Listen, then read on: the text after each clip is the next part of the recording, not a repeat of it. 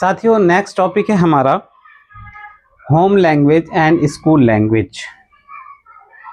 घर की भाषा और विद्यालय की भाषा, और ये बहुत इम्पोर्टेंट है। हिंदी, इंग्लिश और संस्कृत की जो शिक्षा शास्त्र है, करीबन 15 क्वेश्चंस आ रहे हैं, तो बहुत बड़ा पोर्शंस यहाँ से कवर होता है। 15-15 30 क्वेश्चंस हो जाते हैं। और भाषा विकास पर हम 1-2 वीडियो बना भी चुके हैं, तो जिसमें हमने बात करी है विभिन्न सैद्धांतिक बातों की, और अब हम इस पर बात कर रहे हैं home language and school language. बहुत इम्पोर्टेंट है, और इसमें सबसे पहले हम देखते हैं मातृभाषा की बात करने जा रहे हैं। मदर टंग, घर की भाषा, ये मैंने सूची बनाई है, इसमें इम्पोर्टेंट टॉपिक्स कवर होते हैं कि मातृभाषा, फर्स्ट लैंग्वेज, सेकंड लैंग्वेज, और फिर होम और स्कूल लैंग्वेज, बायलिंगुअल और मल्टीलिंगुअल, द्विभाषी एवं बहुभाषी, और फिर इसी बहुभाषी द्विभाषी को सीखने का ये बिक्स और CLP।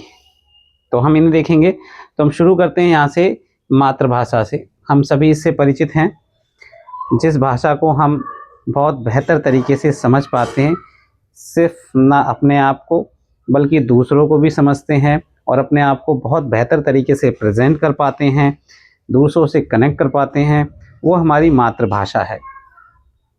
जो व्यक्ति सबसे पहले सीखता है, जिससे व्यक्ति स्वयं को जोड़ता है, स्वयं को जोड़ने से अब हम जो पियाजे और वाइगोस्की को हमने देखा, वाइगोस्की को खासकर, कि हम बचपन से ही अपने आप से बातें करते हैं, जिसे प्राइवेट स्पीच कहा गया है। तो गहराई से हम अपने अंतर्मन से जुड़े होते हैं। वह भाषा जिसे व्यक्ति सबसे अच्छी तरह जानता है, ज़्यादा उपयोग करता है, वो मातृभाषा है। तो पहला कॉन्सेप्ट ये क्लियर करना है कि मदर टंग से हमारा या मातृभाषा से क्या तात्पर्य है। अच्छे से समझें, मातृभाषा जो हम सबसे ज़्यादा यूज़ करते हैं, जिसमें हम ना सिर्फ बाहरी परिवेश को समझते हैं बल्कि अपने आप को भी समझते हैं।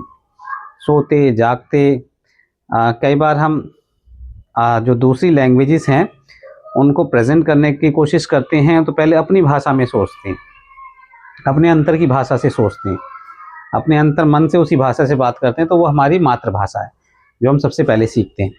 अब ये जो मातृभाषा है, इसी को ही फर्स्ट लैंग्वेज भी कहा जाता है, इसी को ही फर्स्ट लैंग्वेज भी कहा जाता है, L1। तो जो L1 यहाँ टर्म यूज़ किया गया है, लैंग्वेज 1, भाषा 1। L1 कंफ्यूज नहीं होना है, भाषा 1 पहली भाषा भी कहा जाता है। L1 को लैंग्वेज 1 पहली भाषा भी कहा जाता है, लेकिन किसे कहा जाता है यहाँ? मातृभाषा को, जिसका हम ज़्यादा इस्तेमाल कर रहे हैं अपनी रूटीन लाइफ में, घर में, घर के आसपास, दोस्तों में, रिश्तेदारों में, भाई बहनों से। तो ये पहली भाषा हो गई। अब इसमें एक लाइन और क्लियर करने वाली है कि मातृभाषा का L1 होना आवश्यक नहीं है, ज़रूरी नहीं है। मातृभाषा को हम L1 कहते हैं, लैंग्वेज 1, भाषा 1 कहते हैं, लेकिन ये ज़रूरी नहीं है कि मातृभाषा L1 हो। क्यों नहीं है? क्योंकि अगर बच्चा लंबे समय से नानी के घर रह रहा है या अपने घर से दूर कहीं रह रहा है, तो वहाँ पर जो भाषा इस्तेमाल कर रहा है, जो देख रहा है, सुन रहा है, बोल रहा है, तो वो L1 हो जाएगी, लेकिन उसकी वो मातृभाषा घर की भाषा हो जाएगी। तो इस कॉन्सेप्ट को यहाँ समझना है, और उसमें सबसे इम्पोर्टेंट लाइन ये है कि मातृभाषा का L1 होना आवश्यक नहीं है। हालांकि मातृभाषा को ही L1 यानी कि लैंग्वेज फर्स्ट, भाषा 1 कहा जा रहा है। इस बात पर ज़रा ध्यान देंगे, इसको अच्छे से समझें, क्योंकि हमारे देश में जो शिक्षा दी जाती है उसमें सबसे बेहतर माना जाता है कि बच्चे को शिक्षा मातृभाषा में दी जानी चाहिए। मातृभाषा में बच्चा अपने आप को समझता है अच्छे से, सामने वाले को समझता है अच्छे से, घर, परिवार, दोस्त, समाज, और जिन चीज़ों से वो पहले इंटरेक्शन होता है उसका, उन सभी चीज़ों को वो उसी भाषा से अच्छे से समझता है। और जब हम उसे शैक्षिक परिवेश में शिक्षा एक्टिव यानी कि टीचिंग लर्निंग एक्टिविटीज़ में वो पार्टिसिपेशन करता है, तो वहाँ अपनी मातृभाषा से वो बेहतर तरीके से सीखता है, स्टेप बाय स्टेप उसमें और स्ट्रॉन्ग होता चला जाता है। तो ये है मातृभाषा, फर्स्ट लैंग्वेज भी। अब यहाँ सेकंड लैंग्वेज की हम बात करते हैं। अब यहाँ हम सेकंड लैंग्वेज की बात कर लेते हैं, जिसे यहाँ L2 लिखा गया है।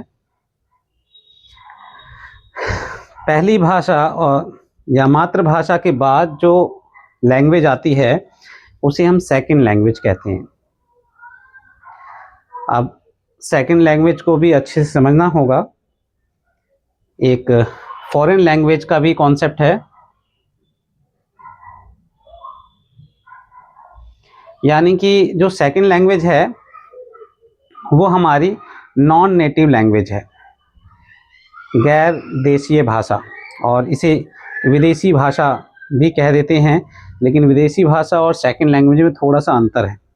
सेकंड लैंग्वेज का जो इस्तेमाल है वो कम्युनिकेशन यानी कि संचार बातचीत के लिए किया जाता है,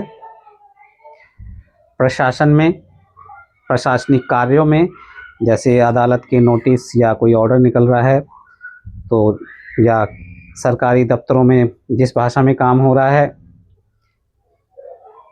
गवर्नेंस, सरकारी कामकाज, वो सब सेकंड लैंग्वेज में होता है। अब यहाँ सेकंड लैंग्वेज भारत के संदर्भ में इंग्लिश है। सेकंड लैंग्वेज जो है वो इंग्लिश है, लेकिन जापान और चीन जैसे देशों ने इंग्लिश को विदेशी लैंग्वेज का, फॉरेन लैंग्वेज का दर्जा दे रखा है, और हमारे यहाँ भारत में इंग्लिश को सेकंड लैंग्वेज का दर्जा दे रखा है। यानी कि जो फॉरेन लैंग्वेज है, यानी कि विदेशी भाषा, उसका दायरा और सीमित हो जाता है और वो रोज़मर्रा के कम्युनिकेशन में इस्तेमाल नहीं होती, उसका यूज़ कम होता है। लेकिन जो सेकंड लैंग्वेज है, इसका कम्युनिकेशन में, बिजनेस में, सरकारी कामकाज में या प्रशासनिक कार्यों में, प्रशासनिक कार्यों से तात्पर्य है यहाँ जो हमारे सरकारी दफ्तर हैं उनसे, उनमें जिस भाषा से कार्य हो रहा है वो लैंग्वेज हो गई सेकंड। और ये फर्स्ट लैंग्वेज के बाद, तो पहले आई लैंग्वेज फर्स्ट L1 और इसके बाद लैंग्वेज सेकंड। ये बहुत ज़रूरी है समझने के लिए, क्योंकि जब क्वेश्चंस आते हैं इन्हीं के आसपास से आते हैं और ज़्यादातर बच्चे जानते भी हैं, लेकिन हमारे पास पढ़ने के लिए कंटेंट कम होता है तो हम कंफ्यूज हो जाते हैं और वहाँ आते हुए प्रश्न भी कठिन लगने लगते हैं। तो एक बार जब बेसिक हमें क्लियर है, हमने अभी मातृभाषा के बारे में पढ़ा, फर्स्ट लैंग्वेज को समझा, अब सेकंड लैंग्वेज को समझ रहे हैं। तो यहाँ ये तीन चीज़ें क्लियर होनी चाहिए। मातृभाषा, जिसमें बच्चा खुद को जानता है, बहुत अच्छे से अपने आप को प्रेजेंट कर सकता है, घर में बातचीत कर रहा है, माता पिता से कर रहा है, दोस्तों से कर रहा है, रिश्तेदारों से कर रहा है, समाज से जुड़ रहा है, जिसमें वो सीख रहा है मातृभाषा। और मातृभाषा को ही फर्स्ट लैंग्वेज भी कहा जाता है, लेकिन ज़रूरी नहीं है कि फर्स्ट लैंग्वेज मातृभाषा हो। ये मैंने लाइन नीचे लिखी थी। अब यहाँ सेकंड लैंग्वेज जो है वो फर्स्ट लैंग्वेज के बाद आती है। प्रथम भाषा के बाद द्वितीयक भाषा आती है L2, और फिर है एक फॉरेन लैंग्वेज, विदेशी भाषा। इसका क्षेत्र और संकीर्ण है, छोटा है, ये रोज़ाना कम्युनिकेशंस के लिए इस्तेमाल नहीं होती, जैसे स्पेनिश, फ्रेंच, रशियन, ये फिर विदेशी भाषा कहलाएगी। यानी कि मदर भाषा, मातृभाषा, फर्स्ट लैंग्वेज, सेकंड लैंग्वेज, ये क्लियर हो जाए, और यहाँ फॉरेन लैंग्वेज का कॉन्सेप्ट भी क्लियर होना चाहिए। अगर हमारे देश ने अंग्रेजी को विदेशी भाषा का दर्जा दिया होता तो ये L2 नहीं होती, यानी कि लैंग्वेज द्वितीयक नहीं होती। तो यहाँ भारत में इसे दर्जा प्राप्त है द्वितीयक भाषा का, सेकंड लैंग्वेज का, यानी कि L2 का। सेकंड लैंग्वेज को थोड़ा सा और समझते हैं। जो भारत के कई स्टेट हैं तो उसमें अंतर जातीय कई भाषाएं यूज़ होती हैं। जैसे असम में कई भाषाएं हैं, उन भाषाओं के नाम हैं राभा, माइसिंग, दिमासा, ताइवा। ये इंटर एथनिक लैंग्वेजेस हैं जो वहाँ यूज़ होती है, लेकिन जब वो आपस में एक दूसरे से बात करते हैं तो वह आसामी लैंग्वेज का इस्तेमाल करते हैं। तो उनकी फ़र्स्ट लैंग्वेज तो दूसरी हो गई और आसामी जो लैंग्वेज है वो सेकंड लैंग्वेज हो गई। और जैसे पूर्वी उत्तर प्रदेश या बिहार में कई भाषाएं हैं, वो उनकी फ़र्स्ट लैंग्वेज हो जाएंगी और उसके बाद वहाँ हिंदी जो है सेकंड लैंग्वेज हो जाएगी। यानी कि उनके घर में या वो अपने आपसे जो बातें बोल रहे हैं भोजपुरी भाषा में बात कर रहे हैं या मैथिली में, तो वो उनकी फ़र्स्ट लैंग्वेज हो जाएगी और हिंदी सेकंड लैंग्वेज हो जाएगी। तो ये है फर्स्ट और सेकंड लैंग्वेज का कॉन्सेप्ट। अब हम बात करते हैं इसमें होम लैंग्वेज और स्कूल लैंग्वेज पे। अब हमारा जो टर्म है वो है होम लैंग्वेज, घर की भाषा या स्कूल की भाषा। हम सबसे पहले घर की भाषा पे बात करते हैं। घर में बोली जाने वाली भाषा हमारी घर की भाषा है और बहुत सारे परिवारों में ये घर की भाषा एक से ज़्यादा भी होती है। तो ये है घर की भाषा। और दूसरी तरफ स्कूल की भाषा वह है जो हम टीचिंग लर्निंग प्रोसेस में विद्यालय में अपनाते हैं, जिसमें हम इंस्ट्रक्शंस देते हैं। जैसे मानिए कि बिहार के स्कूलों में जो इंस्ट्रक्शंस है या जो सब्जेक्ट्स पढ़ाए जा रहे हैं, मैथ, साइंस, सोशल साइंस, वो हिंदी में पढ़ाए जा रहे हैं। सभी सब्जेक्ट इंस्ट्रक्शंस भी हिंदी में दिए जा रहे हैं, तो वो स्कूल की भाषा कही जाएगी। तो घर की भाषा जो हम अपने घर में बोलते हैं रूटीनली, वो घर की भाषा है। और कई परिवारों में एक से ज़्यादा यानी कि 2 भाषा भी घर की भाषा हो सकती है। और विद्यालय की वो भाषा है जिसमें हम टीचिंग लर्निंग प्रोसेस प्रक्रिया को संपन्न कर रहे हैं, जिसमें इंस्ट्रक्शंस दिए जा रहे हैं और बच्चा जिस भाषा में आंसर राइटिंग कर रहा है वो भाषा स्कूल की भाषा कहलाएगी।